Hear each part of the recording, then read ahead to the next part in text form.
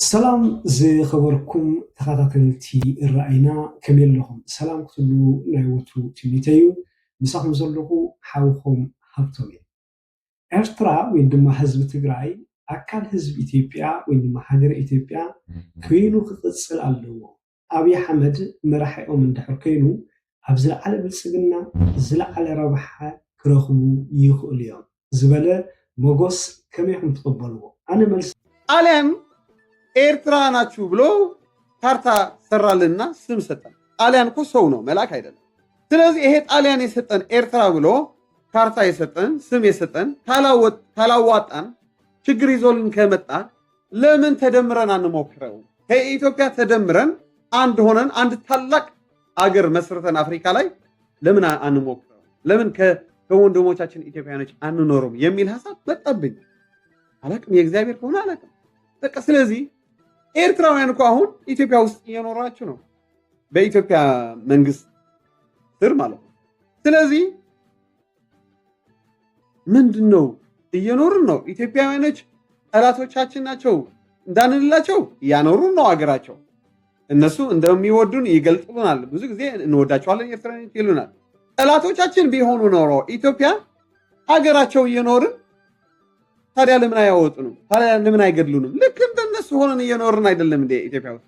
ስለዚህ የኛ ጠላት ኢትዮጵያ አይደለም። የኛ ጠላት ህወሓትና ትግደም፣ ሻዕቢያና ቲፒኤልኤፍ እነዚህ ናቸው ችግር የፈጠሩልን እንጂ ድሮ ኤርትራውያን በሰላም እንኖር ነበር ከኢትዮጵያ።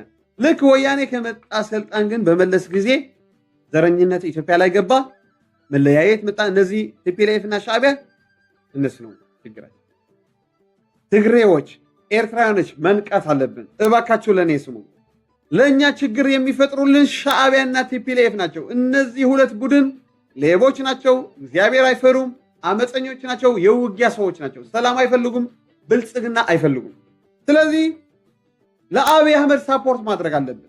ከትዕቢትና ከትምክትና ከጉራ ወጥተን አብይ አህመድ የሚሰራው ስራ ይጠቅመናል። እባካችሁ ብልጽግና የሚጠላ ጠላት ብቻ ነው። እኔ ይሄ እንግዲህ እሰብክበታለሁ። ብዙ ሰዎችም እኔን ተከትለው እንደሚመጡ አውቃለሁ። ምክንያቱም የእግዚአብሔር ሐሳብ ይዞ ነው የመጣ አብይ አህመድ። የአብይ አህመድ ራዕይ ሀገርን የማበልጸግ ነው። ትግራይ ሊያበልጽጋት ይፈልጋል አብይ፣ ግን አላሰራሉት ህዋን። እሱ ጀግና ነው። ሌሎች አሁን ደቡብ እያለማ ነው አይደል? አዋሳ፣ ሌሎች ለምን? ሰላም ስለሆነ። ትግራይም አብይ አህመድ እንዲያለማት ይፈልጋል። አላሰራ ያሉት ግን ቲፒኤልኤፍ ናቸው። የትግራይ ህዝብ መንቃት አለባቸው። ይሄ የእግዚአብሔር ሰው አብይ አህመድ ሰላም ፈላጊ ነው፣ ውጊያ ፈላጊ አይደለም። ቲፒኤልኤፍ ራሱ ጄኖሳይድ ተፈጽሞብኝ ይላል፣ ተመልሶ ደግሞ ጄኖሳይድ አልነበረም ይላል። አትመኑት፣ ውሸታም ነው ቲፒኤልኤፍ። የትግራይ ተወላጆች መንቃት አለባቸው። አሁንም ወደ ውጊያ ሊያስገባቸው ሊያጠፋቸው የሞከረ ነው ቲፒኤልኤፍ። አብይ አህመድ ትክክለኛ ሰው ነው። በጣም በጣም በጣም ሰላም ፈላጊ ነው። እስካሁን እየለመነ ነው፣ ሰላም እናድርግ፣ ከዚህ የዋሴ ጥፋት እንዳይመጣ ብሎ እየለመነ ነው። ስለዚህ እኔ አብይ አህመድ ደግፈዋለሁ።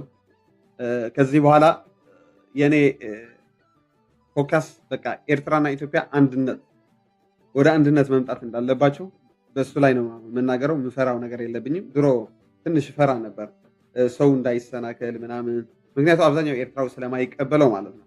ምክንያቱ ስለ አንድነት ስትናገር ኤርትራዊ ሁሉ ጊዜ የሚያመጣው ሐሳብ ይሄ ሁሉ ዋጋ ከፍለን ምናምን ይናደዳል። ምክንያቱ የሞቱበት ወንድሞች ምናምን ስላሉበት።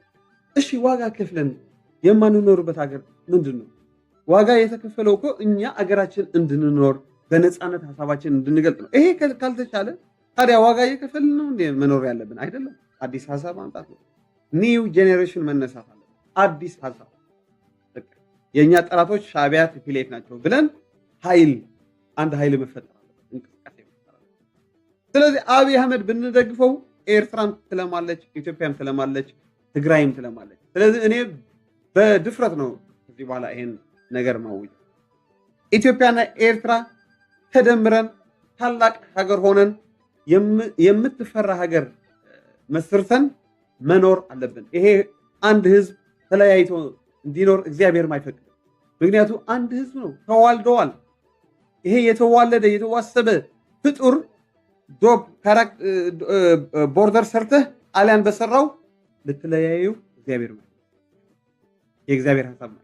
ስለዚህ አንድ ነው أنا ملس خدمة له كسام ودات أمساك تصنعوا بغبري عندكم نبتر استنان دحر كيرنا إرترا أكلنا إثيوبيا دحر كينا السلام كركبيو حزب إرتران حزب تجراين تسقمو بتوم مرحتيهم سلازي أبي حمد مرحي أم تغينو زرع على ربحة حيلي كلهم يخال زبل حسب قوي ردي إزلو من أسي مناتو እቲ ጉጉይ ርድኢት ዝብሎ ዘለኹ እቲ ዝበዝሐ ኣብ ደም መፍትሒ ዘሎ ኤርትራዊ ብዛዕባ ታሪክ ህዝቢ ኤርትራ ታሪክ ህዝቢ ትግራይ ክዛረብ ከሎ ኣብ 1991 ብፍላይ ድማ ናይ ጣልያን ኣብ 1890 ኣልዒሉ ይዛረብ ክዛረብ ከሎ ንሕና ኣካል ናይ ህዝቢ ኢትዮጵያ ከም ዝነበርና ኢታሊ መፅኡ ካብ ኢትዮጵያ ነፂሉ ከም ዝወሰደና እዩ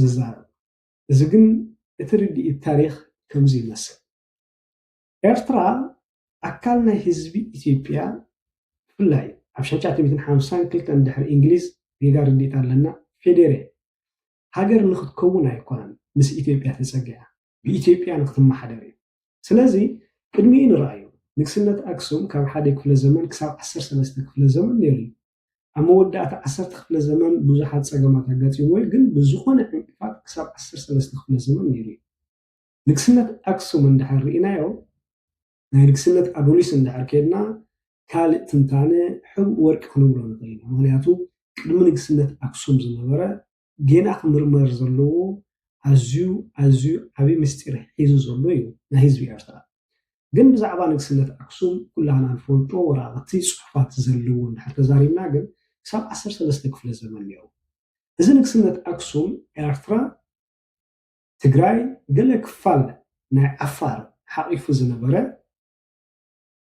ንግስነት እዩ ካብዚ ወፃኢ ካብዚ ቀርኒ ኣፍሪቃ ወፃኢ ድማ ኣብ የመን ድማ ገለ ክፋላት ናይ የመን ኮንትሮል ገይርዎ ዝነበረ እዩ ኣብዚ ግዜ እዚ ንግስነት ኣክሱም እንድሕር መፅናዕቲ ጌርና ህዝቢ ኤርትራ ኣካል ናይ ህዝቢ ኢትዮጵያ ነይሩ ከም ዘይፈልጥ ንምርዳእ ዘልዕሎ ዘለኹ ድሕሪ ቻይናን ድሕሪ ህንድን ኣብ ሳልሳይ ደረጃ ተሰሪዑ ዝነበረ ኣብ ንግስነት እዩ ስለዚ ክሳብ 13 ክፍለ ዘመን ኢትዮጵያ ኣካል ናይ ህዝቢ ኤርትራ ወይ ድማ ኣካል ናይ ህዝቢ ትግራይ ኮይና ኣይትፈልጥን እያ ብድሕሪኡ እቲ ዝነበረ ምሕደራ በብቦትኡ እዩ ኣብ ትግራይ ንግስነት ነይሩ ክኸውን ይኽእል ኣብ ኤርትራ ነይሩ ክኸውን ይኽእል ኣብ ዝተፈላለየ ኣብ ሽዋ ነይሩ ኣብ ኣምሓራ ነይሩ ኣብ ኦሮሞ ነይሩ ክኸውን ይኽእል ኦሮሞውያን ከማን እቲ ዝበዝሐ ህዝቢ ከም ዝፈልጦ ካብ ኬንያ ተሰዲዶም ዝመፁ ህዝቢ እዮም ስለዚ ብዛዕባ ህዝቢ ኤርትራን ህዝቢ ኢትዮጵያን ይሕዋት እዩ ዝብል ምናልባት እቲ 10 ሚእታዊት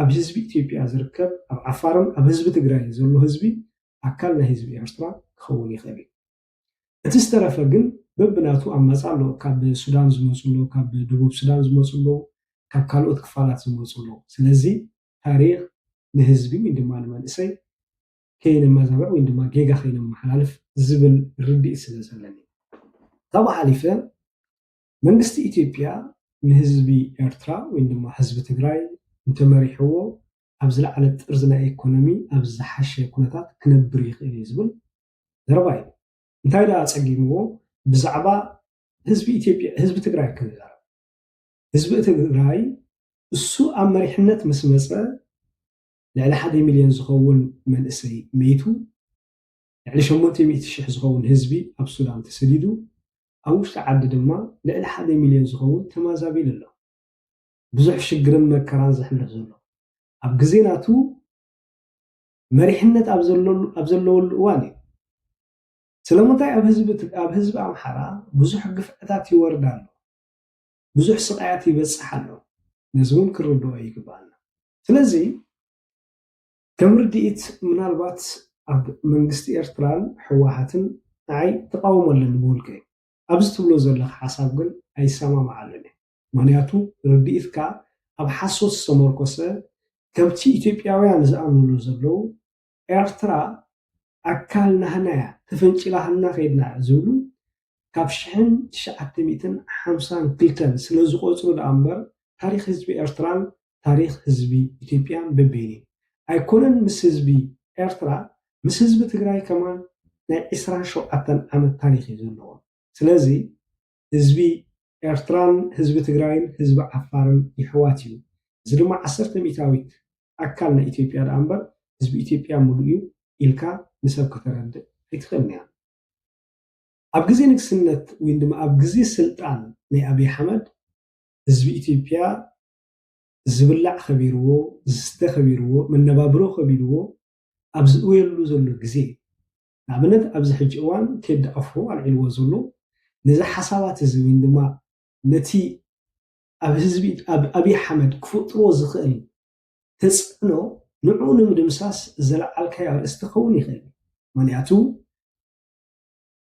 ቴዲ ኣፍሮ ብዛዕባ ኣብይ ኣሕመድ ክዛረብ ከሎ ኣብ ትግራይ ዘላ ኣዲ ቀቲሉ ኣብ ላሊበላ ኣደ ዘላ ቀቲሉ ባሕሪ መልእተ በለስ ህዝቢ ኢትዮጵያ ይጎድል ይባታተን እምበር ባሕሪ እንታይ ክኾነና እዩ ዝብል ዘሎ ቴዲ ኣፍሮ እቲ ኣይበፅሐን ህዝቢ ኢትዮጵያ ሓቢሩ እዩ ዘሎ ይቃለስ እዩ ዘሎ ንሰናይ እዩ ዝጓዓዝ ዘሎ እናበልኩሲ እቲ ሕማቅ እዋን ከይፈለጥኩ ኣርኪብኒ እዩ ዝብል ዘሎ እንታይ ማለት እዩ ምናልባት ነዚ ሓሳብ እዚ እቲ መንእሰይ እውን ደጋጊሙ ይዛረበሉ ስለ ዘሎ ኣብይ ኣሕመድ ከይጥቃዕ ደጋፊኡ ስለ ዝኾንካ ፅቡቅ ጌርለይ ስለ ትብል ዝኾንካ ንሪኦ ነገር እዩ ብሱዳን ሓሊፍና ብሊብያ ሓሊፍና ብካሊእ ገይሮምና ሓሊፍና ኮይና ፅቡቅ ነገር ገይሮምልና እዮም ግን ፅቡቅ ነገር ስለ ዝገበሩና ኤርትራ ምስ ሊብያ ተተሓወስ ኣይበሃልን ይጋ ርቢእ ዘለካ መንእሰይ ኢኻ ስለዚ ድሕሪ ንግስነት ኣክሱም እዚኦም ኦቶማን ዝበሃሉ ንኤርትራ ወይ ድማ ገለ ክፋል ናይ ኤርትራ ገዚኦም ነይሮም ብድሕሪኡ እውን ግብፃውያን መፅኦም ነይሮም ስለዚ ህዝቢ ኤርትራ ሙሉእ መዋእሉ ኣብ ቃልሲ ነይሩ ወላ እዚ ናይ ሃይለ ስላሴ እኮ ኣይተቐበሎን ምክንያቱ ህዝቢ ኤርትራ ኣብ 1941 ቃልሲ ከም ዝጀመሩ ታሪክ ተፃሒፉ ኣሎ ስለዚ ሃይለ ስላሴ ዝመፃሉ ድማ ኣብ 1952 እዩ እንግሊዝ ክወፅእ ከሎ ተሰዓይሩ ክወፅእ ከሎ ምክንያቱ እንተዘይቃለስዎ ነይሮም ህዝቢ ኤርትራ እንተዘይወድቕ ነይሩ ነቲ ቦታ ገዲፉ ክወፅእ ኣይከኣልን ሓደ ስትራቴጂያዊ ዝኾነ ቦታ እዩ ኣወል በዚ ምክንያት ድማ ስዕረት ዘጋጠሙ እንግሊዛዊ ኣብ ኤውሮጳ መፅኦም ናቶም ረብሓ እዮም ዝርዩ ሕብራት ሃገራት ኤውሮጳ ናቶም ረብሓ ስለ ዝርዩ ኣብ ኤውሮጳ መፅኦም ኤርትራ ኣካል ናይ ኢትዮጵያ ኮይና ክትግዛእ ኣለዋ ወይ ድማ ብኢትዮጵያ ክትመሓደር ኣለዋ ዝብል ቃል ኣዚቆም 1941 ዝጀመረ ቃልሲ ድማ ንነዊሕ ድሕሪ 50 ዓመት ቃልሲ መስዋእቲ ህዝቢ ኤርትራ እታ ዝደልያ ሃገር ናፃ ክውፅእ ክኢሉ ተዓዊቱ ማለት እዩ ምስ ኩሉ ፀገማቱ ኣብ ውሽጢ ንሕድሕድ ኩናት ተፈጢሩ ኣብ ውሽጢ ምፍልላይ ብሃይማኖት መፅኡ ኣብ ውሽጢ ናይ ካልኦት ሓገዝቲ ደገፍቲ ከፋፈልቲ ሓሳብ ዝነበሩ ተሳዒሮም ወፂኦም ህዝቢ ኤርትራ ድማ ብ1991 ናፅነቱ ረኺቡ ብድሕሪኡ ግን ድሕሪ 2000 ዝመፀ ዝተፈላለዩ ፀገማት ናይ ህዝቢ ኤርትራ ኩላህና ንቃወም ኢና ብፍላይ ካብ 1997 ማእሰርቲ መፅኡ ጋዜጣ ዘፍርያ ትካላት ተዓፅየን ሚድያታት ማለት እዩ እቶም ንህዝቢ ኤርትራ ዘገልግሉ ዓብ ዓወት ክትመፅእ ኣብ ትሕቲ ቀይዲ ኣትዮም ዝተፈላለዩ ኣብዚ ሕጂ እዋን ኤሌክትሪክ የለን ማይ የለን ዝብላዕ ዝስተ የለን ስራሕ የለን ትካላት ዓንዩ ልክዕ እዚ ኣይንቕበሎን ኢና ግን ኣብቲ ንቕበሎ ሓሳብ ግን ህዝቢ ኤርትራ ኣካል ናይ ህዝቢ ኢትዮጵያ ኮይኑ ይፈልግ እዩ ሃገር ሸይጥና ወይ ድማ ሸይጥቲ ሃገር ኢኹም ተበሉ እዞም ደገፍቲ ዘፋሎም ኣይኮነን ብልክዕ ዓዊልካ እሶም ቀስ ኢሎም ዝዛረብዎ ዝነበሩ እስኻ ዓዊልካ ሃገር ከነረክብ ኢና ክትብል ከለካ ኣዝዩ ዘሕፍር እዩ ንህዝቢ ድማ ታሪክ ከይተበላሹ ጥንቅቕ በል ኢኻ